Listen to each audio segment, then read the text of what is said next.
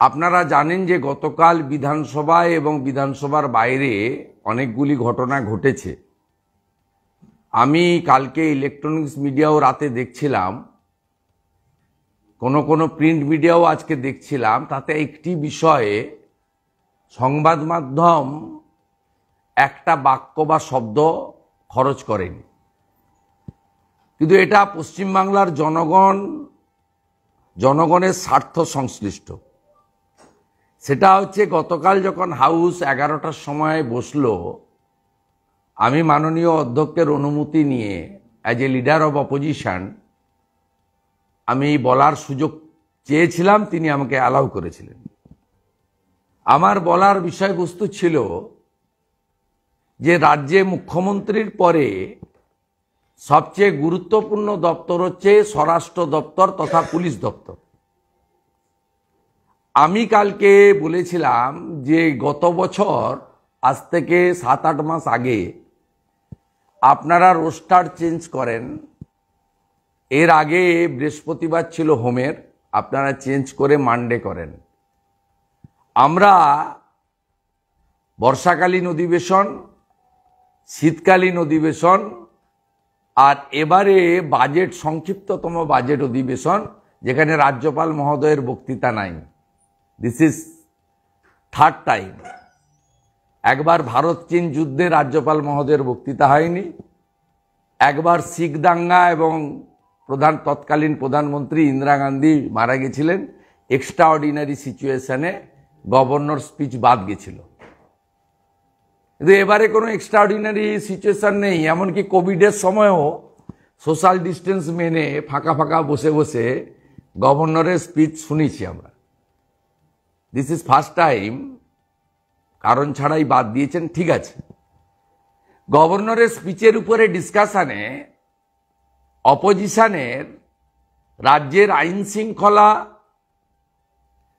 নারী সুরক্ষা, রাজ্যের সীমান্ত সুরক্ষা, মানবাধিকার, তফসিলি জাতি উপজাতি, মাইনরিটিস, তাদের উপরে অ্যাট্রোসিটি বা অত্যাচারের বিষয়, পলিটিক্যাল ভায়োলেন্স, সম্প্রতি পঞ্চায়েত নির্বাচন, 55 জনের খুন হয়ে যাওয়া, এই বিষয়গুলো আমরা বলার সুযোগ পাই এবং ফাইনালি মুখ্যমন্ত্রীকে এর উত্তর দিতে হয়। সে সুযোগ আমরা পাইনি। আমি কালকে আমার 1.5-2 মিনিটের ভাষণে বলেছি, সোমবার হোম ডিপার্টমেন্ট, বিজেপির কোনো এমএলএর কোশ্চেন হোম ডিপার্টমেন্ট নেয় না কেন? আপনি উত্তর দিতে পারবেন? 13 বছরে 1 বছর ছাড়া 12 বছর, এটা আপনি যদি ভোট অন অ্যাকাউন্ট 2011 দেখেন, ভোট অন অ্যাকাউন্ট করে গেছিল বামফ্রন্ট, ফুল বাজেট করেছে টিএমসিএসএ 8 মাসের, তার মানে 14 বার বাজেট হয়ে গেল। এই 14 বার বাজেটের মধ্যে একবার হোম ডিপার্টমেন্টের উপরে ডিসকাশন হয়েছিল, বাকি 13 বারই গিলোটিনে গেছে, এবারেও গিলোটিনে যাবে। আপনার যা লিস্ট এসছে 16 তারিখ পর্যন্ত। তাহলে মুখ্যমন্ত্রী যেহেতু পুলিশ মন্ত্রী, তিনি প্রশ্নের উত্তর দেবেন না, তিনি হোম ডিপার্টমেন্টের বাজেটের ডিসকাশন করবেন না 1 দশকেরও বেশি সময় ধরে। তার মানে মন্ত্রিসভার দায়বদ্ধতা বিধানসভায়, বিধানসভার দায়বদ্ধতা জনগণের উপরে। তাহলে পশ্চিমবঙ্গে জনগণের প্রতি দায়বদ্ধ বিধানসভা আর বিধানসভার প্রতি দায়বদ্ধ রাজ্যের মন্ত্রিসভা, এখানে এই পরিস্থিতিটা চলছে। এর পরিবর্তন কখন হবে জানতে চায় বাংলা। আমরা এই বিষয়গুলো তুলে আমি আবারও বলেছি, মুখ্যমন্ত্রী যদি ব্যস্ত থাকেন, তাকে যদি প্রধানমন্ত্রী হওয়ার দৌড়ে ঘুরে বেড়াতে হয় গোটা দেশব্যাপী, তাহলে তিনি অন্য কোনো মন্ত্রীকে দিয়ে বা পরিষদীয় মন্ত্রীকে দিয়ে স্টেটমেন্ট বা উত্তর দিতে পারেন, সে প্রভিশনও আছে। সেটাও মমতা ব্যানার্জি করেন না। এবং 21 থেকে 24 রামপুরহাটের বকটুই থেকে মাঝে অনেক ঘটনা, আজকে সন্দেশখালী, একটা বিবৃতি কি আশা করতে পারে না রাজ্যের 2,28,00,000 ভোটারদের সমর্থন নিয়ে আসা বিজেপির বিধায়করা, যারা একমাত্র বিরোধী দল? এই বিষয় আপনারা অমিট করে গেছেন, তাই আমি বিষয়টা তুলে ধরলাম। সেকেন্ড থিং হচ্ছে, মুখ্যমন্ত্রী সচরাচর সত্যি কথা বলেন কিনা জানি না, কিন্তু মিথ্যাতেই অভ্যস্ত। এবং আমাদের ঘোষিত অবস্থান আছে, বিজেপি সরকার করলে আমরা মিথ্যাশ্রী চালু করব, এবং প্রথম মিথ্যাশ্রী পুরস্কারটা বাংলার সঙ্গীত একাডেমি পুরস্কার প্রাপ্ত, কলকাতা বিশ্ববিদ্যালয় থেকে ডক্টরেট প্রাপ্ত, একটা সময় জর্জিয়া ইউনিভার্সিটি থেকেও ডক্টরেট লেখা, সব বিষয়ে যিনি বিশেষজ্ঞ, গীতিকার, সুরকার, যার গানে লতা মঙ্গেশকর মুগ্ধ হতেন, যার গানে সন্ধ্যাদি আপ্লুত হতেন, যার গান শুনলে অনুপ ঘোষাল অত্যন্ত শিহরিত হয়ে উঠতেন, তিনি মিথ্যাশ্রী পুরস্কারটা পাবেন বিজেপির সরকারের সময়। আমি কালকে আরামবাগে যে মিথ্যাচারটা উনি করেছেন সেটা আপনাদেরকে বলতে চাই। 5 লক্ষ চাকরি কোট করে রেখেছে বিজেপি এবং অন্যান্য বিরোধী দল, তাই চাকরি দেওয়া যাচ্ছে না। পাবলিক সার্ভিস কমিশনে কেস আছে, নো। পুলিশ রিক্রুটমেন্ট বোর্ডে কেস আছে, নো। স্টেট স্টাফ রিক্রুটমেন্ট বোর্ডে কেস আছে, নো। এসএসসির কেস আছে, নো ইন্টারলোগেটরি অর্ডার। অনলি প্রাইমারিতে কিছু কেস আছে, তাও প্রাইমারি টেটে কোনো ইন্টারলোগেটরি অর্ডার নেই। আপনি শেষ এসএসসির নোটিফিকেশন কবে করেছেন? 17 সালে। 17 প্রাইমারি টেটের রেজাল্ট বেরিয়েছেন, নিয়োগ দেননি। 22 টেটের রেজাল্ট বের করেছেন, নিয়োগ দেননি। 23 150 টাকা এক্সাম ফিকে 500 করে নিয়ে টাকা তুলেছেন, এখনো রেজাল্ট প্রকাশিত হয়নি। আজকে ফেব্রুয়ারি, মিড ফেব্রুয়ারি। আপনি লাস্ট পিএসসিতে কবে নোটিফিকেশন করেছেন? 2019 সালে। আপনি পুলিশ রিক্রুটমেন্ট বোর্ড তুলে দিয়েছেন। আপনি চলে গেছেন civic, village police, green police, ওই 8, 9, 10 হাজার টাকার ওই সামান্য ন্যূনতম, তাতে সংসার চলে না, সেই পদ্ধতিতে, যাতে ক্যাডারও নিয়োগ হয় আর পূর্ণ বেতনও না দিতে হয়। এটা হচ্ছে আপনার পলিসি। আপনার যা যা আছে আপনি স্টাফ রিক্রুটমেন্ট বোর্ড তুলে দিয়েছেন। আপনার গ্রুপ ডি পাস করে বসে থাকা 5,000 ছেলেকে প্যানেল হওয়ার পরে চাকরি দেননি। আপনি এই বইটা আপনার অর্থমন্ত্রী দিয়েছে, এই বইতে আপনি 5 লক্ষ চাকরি দেওয়ার জন্য প্রভিশন করেছেন। চাকরি তো ভাষণে হয় না, চাকরি তো আপনাকে দিতে হবে অ্যাপয়েন্টমেন্ট লেটারে, মাস পুরলে বেতন। প্রভিশন আছে 5 লক্ষ চাকরির, 1 টাকা, নট এ সিঙ্গেল পাইস। বাজেটে প্রভিশন রাখতে হয়, আমি 5 লক্ষ চাকরি দেব, তার জন্য বেতন বাবদ 3,000 কোটি টাকার প্রভিশনিং করলাম। কত বড় ধাপ্পাবাজি যুবক যুবতীদের কাছে দিচ্ছেন, 2 কোটি যুবক যুবতীকে। আপনি বলেছেন 50 দিনের কাজ দেব, কর্মশ্রী না কর্মসাথী, টাকার প্রভিশন করেছেন, 1 টাকা দিয়েছেন বাজেটে। 50 দিনের কাজ দিতে গেলে 27,000 কোটি টাকা বছরে লাগে। যদি মানরেগার জব কার্ড হোল্ডাররা কাজ করবে ধরে নি, 1,34,00,000 ভুয়া জব কার্ড বেরিয়েছে, তারপরেও 2,60,00,000 আছে। 2,60,00,000 লোককে 50 দিনের কাজ দিতে গেলে বছরে লাগে 27,000 কোটি টাকা। আপনি 27 টাকা দিয়েছেন। মানরেগা আইন এনেছিল লোকসভাতে, সংবিধান সংশোধন হয়েছে, আপনি এখানে 50 দিনের কাজের কর্মশ্রীর আইন এনেছেন, প্রভিশন করেছেন। আর যা প্রতিশ্রুতি দিয়েছেন, সেই প্রতিশ্রুতিগুলো কোনোটা মে মাসে, কোনোটা মে মাসের পরে। কেন? আপনি জানেন যে এপ্রিল আর মের ফার্স্ট উইকের মধ্যে নির্বাচন শেষ হয়ে যাবে, টুপিটা পরিয়ে ধাপ্পাটা মেরে আমাকে নির্বাচনে জিততে হবে, নইলে সিঙ্গেল ডিজিটে চলে যাবে লোকসভায় টিএমসি। সিঙ্গেল ডিজিট মানে 10-এর নিচে। তাই এই মিথ্যাচার। আমি পশ্চিমবাংলার জনগণকে, রাজ্যের পুলিশ মন্ত্রী, স্বরাষ্ট্রমন্ত্রীর বিধানসভার ভূমিকা তুলে ধরলাম। 5 লক্ষ চাকরি আর 50 দিনের কাজের গ্যারেন্টির প্রোগ্রামে 0 প্রভিশন বাজেটে, 1 টাকারও কোনো ব্যবস্থা নেই। এই মিথ্যাচারের বিরুদ্ধেই আমার আজকে ফেসবুক প্রেস কনফারেন্স। তার কারণ বিধানসভা চলাকালীন প্রেস মিডিয়া সেন্টার থেকে প্রেস কনফারেন্স করা যায়। আগে তো বিধানসভা চলুক আর না চলুক সেখান থেকেই করা যেত 11 পর্যন্ত। 12তে তৎকালীন বিরোধীরা ঘন ঘন প্রেস করত বলে 12 থেকে চালু করলেন যে মিডিয়া সেন্টারে শুধু অ্যাসেম্বলি সেশনে করা যাবে। তারপরে এখন মাননীয়ার নির্দেশে, হীরক রানীর নির্দেশে এখন করে দিলেন দরখাস্ত করতে হবে, অনুমোদন নিতে হবে। 45 মিনিটের বেশি 46 মিনিট বলা যাবে না। আমি 45 মিনিট কোনোদিন বলি না। আমি মমতা ব্যানার্জির মতো এপাং ওপাং ছপাং এই বলো নাম ধরে ধরে সাংবাদিকদের বলা, এই আলাপন কিছু আছে নাকি, এই দ্বিবেদী কিছু বলবে নাকি, গোপালিকা তোমার কিছু আছে নাকি, সুরজিৎ কোথায় গেলে, এসব আমি করি না। আমি কাজের কথা বলি, অল্প কথা বলি। লিডার অব অপোজিশনের যে রোল, সেই রোল উইদিন মাই লিমিটেশন, আমার সীমাবদ্ধতার মধ্যে আমি পালন করার চেষ্টা করি। আমার পার্টি আমাকে সেই কাজ করার সুযোগ দিয়েছে। Is there any question?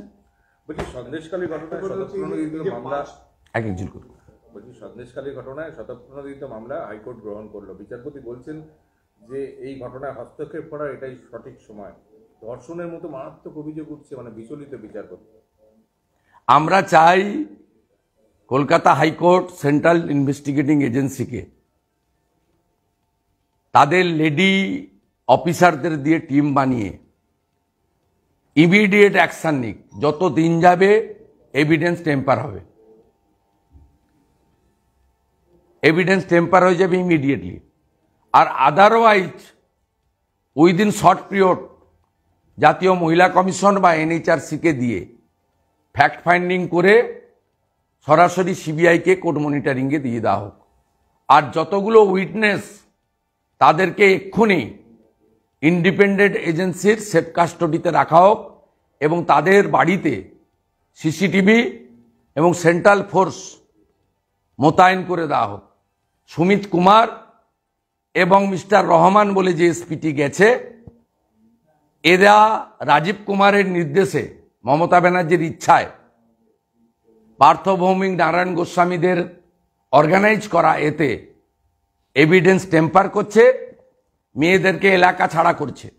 বাসন্তীর গুন্ডা রাজা গাজীরা মালঞ্চ দিয়ে ওখানে অস্ত্র পাঠাচ্ছে এবং ভয় দেখাচ্ছে এই প্রতিবাদী দেবী শক্তিকে।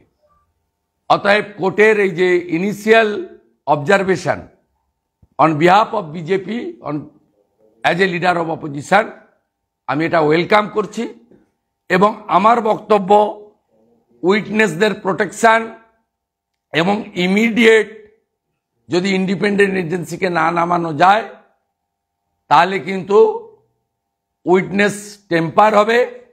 এবং মমতা ব্যানার্জির যে চিরাচরিত একটা প্র্যাকটিস আছে, পুলিশকে পাঠিয়ে বলা 10,000 টাকার একটা চাকরি দিচ্ছি আর কত টাকা লাগবে বল, মুখটা বন্ধ রাখা, ভয় দেখিয়ে এই ফিলার পাঠানো শুরু করে দিয়েছে অলরেডি। গ্রাউন্ড থেকে খবর আসছে এবং তিনি 18 তারিখ অবধি 144 রেখে মূলত বিজেপিকে আটকে রাখতে চাইছেন, যাতে আমরা ওই মহিলাদের কন্ট্যাক্টে না চলে যেতে পারি, তাদের প্রোটেকশন দিতে না পারি। আর একটা বলছে যে পুলিশের ভূমিকা নিয়ে প্রশ্ন উঠছে তারাই তদন্ত করছে, এটাই প্রশ্ন করছে। আরে ওখানে একটা জিডি করা যেত না, বলতো শাহজাহানের কাছে যাও না। আমাদের অভিজ্ঞতার কথা না, আমরা দায়িত্ব নিয়ে বলছি। এবং সেখানে লোকজনও বলছে, একটা ছোট্ট শিশুর ছবি ভাইরাল হয়েছে, দেখেছেন? সে বলল 1 মাস পরে ঘেরিতে লোনা জলটা পাঠাও, ধানটা তুলে নি।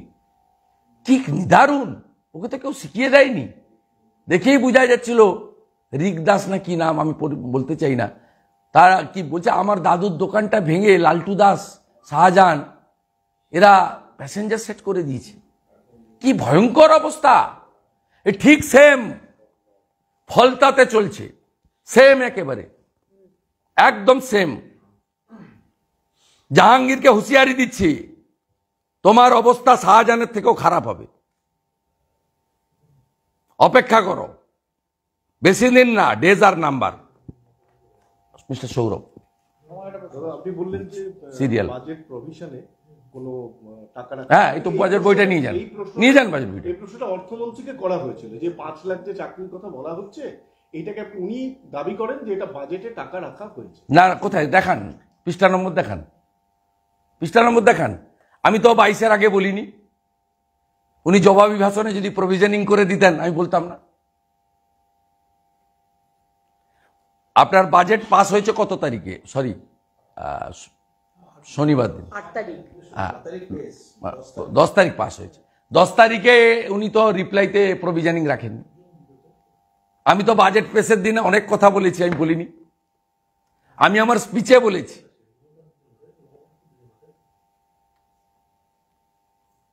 আপনি কর্মশ্রী এবং 5 লক্ষ চাকরিতে কোনো টাকা রাখেননি, শুধু নির্বাচন করবেন বলে ঢপবাজি।